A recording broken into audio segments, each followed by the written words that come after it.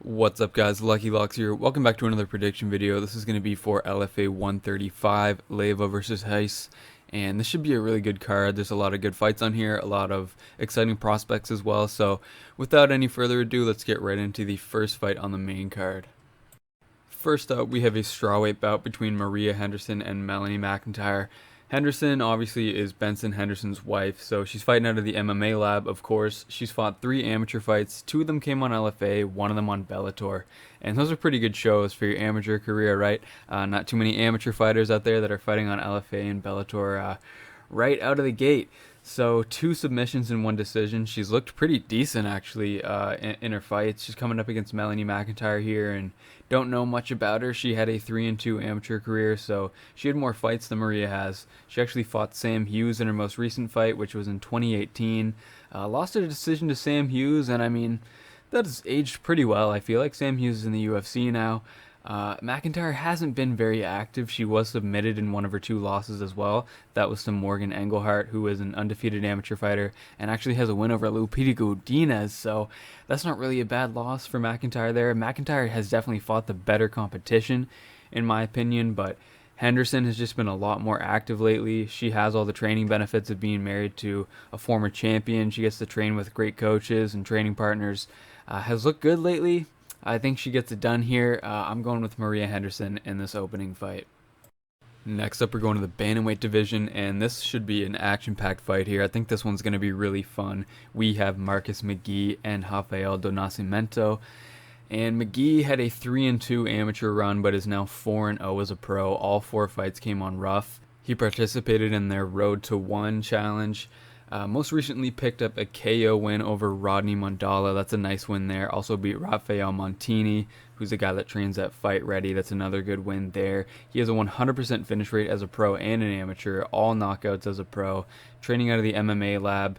Really thick guy at this weight, at bantamweight. Nasty power too, puts guys away. Coming up against Rafael do Nascimento, who is a 6-1 Brazilian turned pro in 2013. Got off to a 3-0 start by 2014 and then didn't fight for 4 years. Comes back in 2018 and has a 3-1 run between 2018 and the end of 2019. The one loss just being a disqualification as well. But didn't fight anyone with a winning record over that span. Now we haven't seen him in 2.5 years. Has a lot of submissions on his resume, so I'm assuming he's a pretty competent grappler, but I really could not find much on this guy. I was able to find a video of him and his opponent in his last fight going crazy at the face-off before the fight. And I also found a video of him sparring, but I could not find tape on this guy, so it's pretty tough to call when you only have information on one side. McGhee does seem like the side here, undefeated MMA lab guy, a lot more active, all finishes, but just a couple things to note. There's just no info on Nascimento, so can't really properly assess the matchup, and he opened at minus 280, and then some money came in under Nascimento. McGhee is around minus 185 now, so that's also interesting to note. So yeah, I think I'm going to go with McGhee, but it's not something that I'm really looking to bet on as far as a money line, just because we don't have all the information. Maybe if there's a good price on like the under, both of these guys tend to finish fights, so I think the under might be a good look in this one, but money line wise, definitely leaning towards Marcus McGhee. I feel like he gets a finish here, but when you don't have all the information, it's always risky to bet on those ones, but the pick is definitely going to be Marcus McGhee here. We're going to be going to the flyweight division for the next fight, and we have a matchup between Jena Bishop and Luana Santos. So Bishop is, a bit of a jiu-jitsu legend, really, 36 years old now, but she was a no-gi world champ, American national champ, and she won a European Open as well, had other runs through the world championships where she's finished 3rd, also married a grappling commentator who's a black belt as well. So lots of jiu-jitsu going on in her life, that's for sure. So she turned pro in MMA at the end of last year, won her debut via rear naked choke, then beat a decent fighter in Diony Barbosa less than a month later. So she's had a very successful start to her MMA career and is obviously showcasing that great grappling ability, as you might expect. Santos is going to be her opponent in this one, and Luana Santos is coming in 14 years younger than Bishop. at 22, coming in on 6 straight wins, 3-0 amateur career, 3-0 pro career. All her fights, both amateur and pro, have come on SFT, Standout Fighting Tournament. That's a regional show in Brazil. And she's finished 2 over 3 pro fights, both by submission, both by Americana, which is pretty interesting. So she's a strong grappler as well. She's 5'6" with a 72-inch reach. Tapology has 70 inches. I've seen her listed at 72 in some of the tape. We'll have to see what they say when they get measured at LFA. I'm not 100% sure, but she does look decently long. So at 5'6", she definitely could have that 72-inch reach, which would be a pretty big advantage in this fight. Even, the 70 inches is a big advantage as well, because Bishop is 5'4" with a 66.5-inch reach, so Luana Santos will be the bigger woman in the cage here. I like the size for Santos. I think she's the better MMA striker. Bishop didn't win her last fight particularly easily, and she's 36 years old, coming up against a young Brazilian prospect who has been doing this for longer. I kind of feel like I have to side with the dog in this fight. It's hard to tell just how good Bishop is. She wins her first fight, looks amazing, then wins the next one, kind of less convincingly. And there seems like there are cracks in the armor, facing an opponent with more MMA experience, who is taller, longer, 14 years younger. It just seems like the signs are kind of pointing to Luana Santos here, but I'm also not lining up to bet that at the moment. Definitely if Bishop can win this one, I'll consider her a much more proven commodity in her next fight, but at this point, it's just tricky to tell how good she is. So on a card where I don't like a ton of underdogs, I think I'm going to lean to the dog in this fight. Alright, and we're back up at bantamweight for this one, a matchup between Paris Stanford and Allan Begosso. Stanford is a 5-3 fighter. He is the head jiu-jitsu coach at Fight Ready. Very high-level jiu-jitsu player. He was an IBJJF national champ. Actually went to high school in Italy and was a European wrestling champion over there. He has an amateur win over Mike Hamill from 2015, which I feel like has aged really well. And he had a 4-0 start to his pro MMA career, lost a split on Combate, scored a sub on LFA over Jake Heffernan. That was a really nice win. Lost his last 2 fights to TJ Laramie and another strong opponent, and was held down for the full fight essentially by TJ Laramie. I think that he thought he'd be able to get off a lot more offense from his back, but TJ just had that heavy top game in that one. So he's 2-3 in his last 5 now. He's also 39 years old, coming off a 2.5-year layoff on 2 straight losses to good competition, albeit, he's a good fighter, but also usually a featherweight, now making the cut to 135 at 39 after a 2-year layoff. The optics are just not great on that end. I do believe that he's in good shape, though, just through the coaching. I feel like he's in there working most of the time, so I think he's still in good shape. I feel like if he's fighting at bantamweight, he probably knows that he can make it, but, at 39, just from a betting perspective, we have to take this stuff into account. Should have some height and reach in this one, but Begosso is built very solidly and also is 13 years younger. He is a 26-year-old team alpha male fighter from Brazil. He's 2-1 on LFA, and his last fight was his first loss ever. That came against an undefeated guy in Richard Palencia. I was on Palencia for that one. Very good fighter, 9-0, 10-0 maybe now after that one, and definitely a promising prospect, so no shame in that loss for Begosso at all. He has an 83% finish rate. Both of his LFA wins, he finished in the first round, and he's a very aggressive guy. He's very mean in the cage. He's been a lot more active than Stanford has lately in his fight career, and I think I'm going to go with the much younger and much more active fighter in Allan Begosso here. I think that he just has more fight in him at this point, so that's going to be my pick for this one. Next up, we have a pretty fun matchup at lightweight between Austin Wourms and Lucas Clay. Wourms is living up to that star killer nickname lately. Took out some pretty good prospects in his last couple fights, living up to that name. He's a lightweight out of Arizona. Great jiu-jitsu. I think he coaches jiu-jitsu as well, in addition to training. He's on a 3-fight winning streak coming into this one, and after starting his pro career 2-3 and having a 2-3 run through the amateur circuit, he's really turned things around. He's an armbar specialist. All 5 of his wins have come via submission. 4 of them have come via armbar. Last 3 fights have been round 1 armbar victories. Defeated Chris Renteria and Jacoby Jones in his last 2 fights on LFA. Fights where most people didn't think he'd win, and I didn't think so either, but he is just so good at getting to that armbar. It's very dangerous to engage in any type of grappling with him, and he's fighting guys that are maybe better wrestlers or better strikers, but he's just so lethal on the mat with that grappling, specifically with getting to that armbar position, that he's been able to get the win in those matchups. And and do it impressively. So this is a matchup where I feel like his opponent is going to have that base covered. However, Lucas Clay is a very good 155-pound prospect from St. Louis, out of St. Charles MMA. He was a 5-1 amateur, and that one loss was to Will Starks. He's now an 8-2 pro. Only losses have come to Trey Ogden, who we've seen in the UFC, and Aaron McKenzie, who is the current lightweight champion of LFA. So only loses to very high-level guys, and he has big wins in his career as well. I mean, guys like Brant Moore, I believe he was the first to defeat Brant Moore on the regional scene. Mike Breeden, it's a guy who we saw in the UFC. JJ Ikonovich, that's a guy that we saw on Dana White's Contender Series, and just fought for the LFA title in his last fight in a very competitive match with Aaron McKenzie, which I mentioned, went to a split decision. Seems to have been leveling up in the striking lately as well. Grappling has always been on point. I think that Lucas Clay has the advantage on the feet here, and I think he'll be able to negate the submission threat from Wourms in this one. So Wourms definitely on a very impressive run.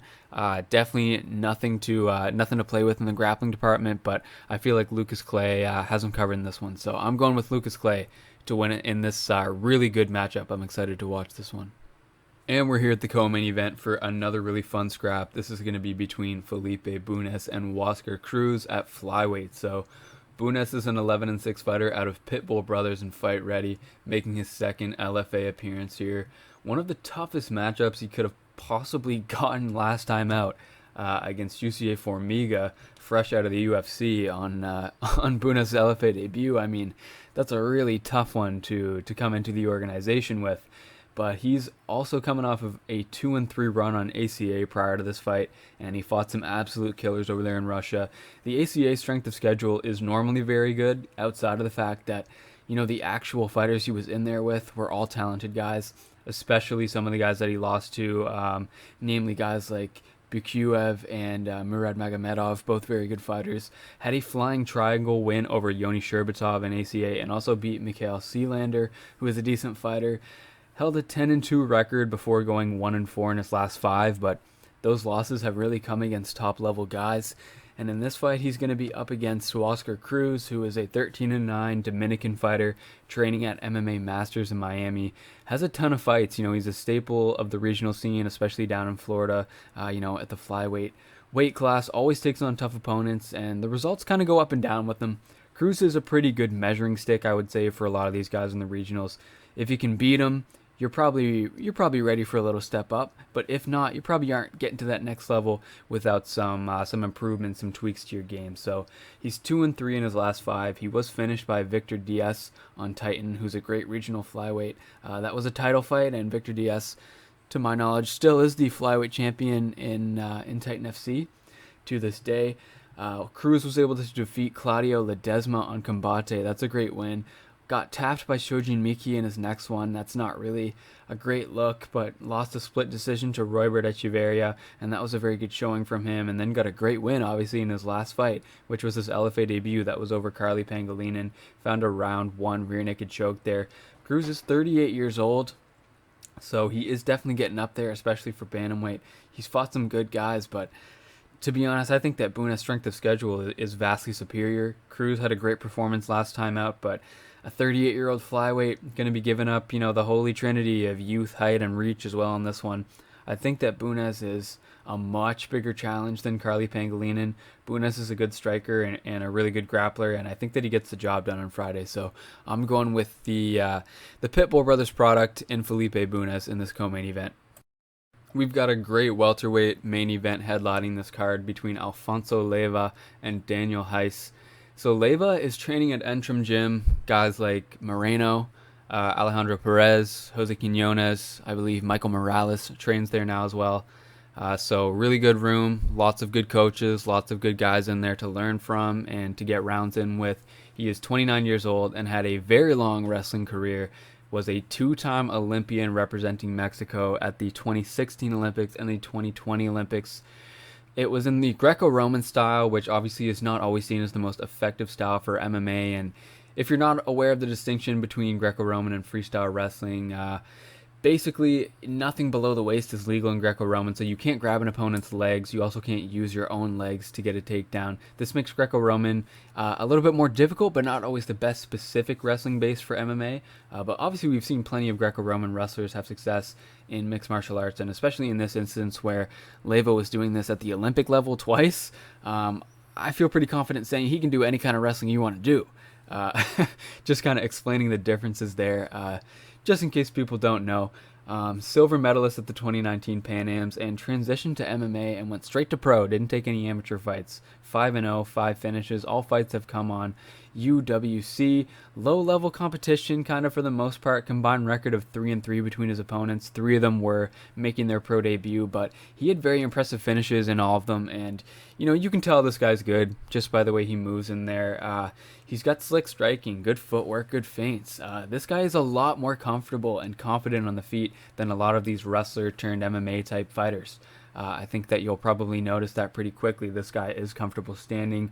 He has big power, and you see his wrestling pedigree and then see 5 KOs on his record, and you think, oh, he must be taking ththese guys down and getting them out of there with the ground and pound, but he's boxing with these guys and just dominating the stand-up. He looks really good. He's coming up against Reis here, who is a 8-1 Brazilian, started his pro career in 2013, and he was 6-0 by 2014, so pretty good run over a 2-year span there. Was fighting guys with a lot of experience, I guess, if Tapology is to be believed. Some of these guys have a lot of fights, but not necessarily fighting guys who are good, I wouldn't say. And then fought once the next year and lost. Picked up another win a year later in 2016 and then didn't fight for 6 years. Comes back and scores a round 1 rear naked choke in Bolivia in his last fight. He has 5 finishes and 4 submissions. His 1 loss came via finish.